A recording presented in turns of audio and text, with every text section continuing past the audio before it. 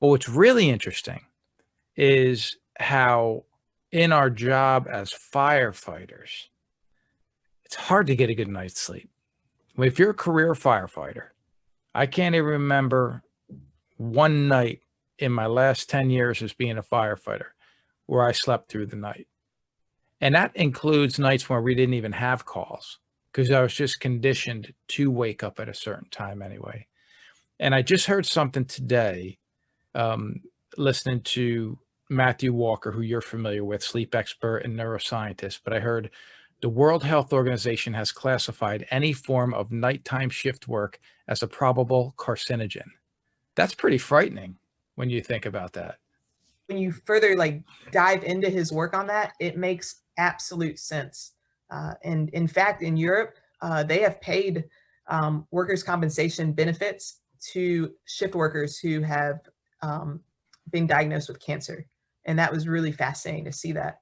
But as he dives deeper into his explanation of that, I never knew this, but one night of insufficient sleep can render 70% of our killer cells, our natural killer cells, ineffective. So something else I didn't realize is every day cancer is entering your body. Like every day you have cancer entering your body, and your body has these killer cells that take care of it. But with insufficient sleep, those are rendered ineffective. And in fact, like right now, the COVID vaccine is available, and the flu shot.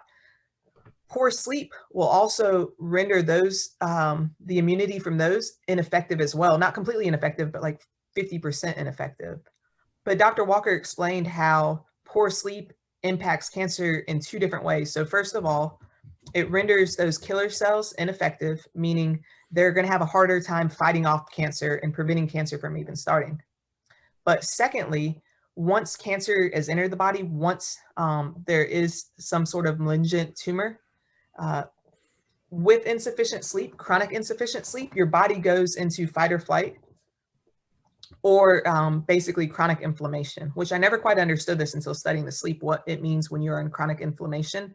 And the analogy Dr. Walker uses when discussing the chronic inflammation is basically, that fight or flight. So you're revved up, but he said, think of a car that, is in neutral, and you're pushing on the gas pedal. What is it doing to all the pistons and gaskets and everything?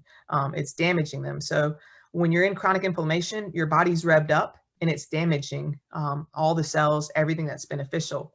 But in a study done at the University of Chicago on mice, they infected them with tumors. They placed them on their backs, and they took one group, and that group was able to have sufficient sleep. The second group, they kept up later, woke up earlier. The group that had insufficient sleep had 20% larger sized tumors. And they found that when you are in chronic inflammation, it's basically a breeding ground for cancer to grow. So it increases the chance for cancer to metastasize and go all over the body and continue to grow. That's the reason why it's considered now a probable carcinogen, because of the effects of poor sleep on your cancer fighting cells, and then the effects of poor sleep on your cancer causing cells. I also heard him talk about in the springtime. This is how quick this can happen. In the springtime, when we lose 1 hour of sleep during daylight savings time, there's a 24% increase in heart attacks the following day. And in the autumn, when we gain an hour of sleep, there's a 21% reduction in heart attacks, and how there's a similar profile to things like vehicle accidents and suicide rates, which makes this is why I want to have this conversation and share this with everybody, because it's something like you mentioned earlier when we started this podcast, nobody's really talking about it, or at least not enough people are talking about it.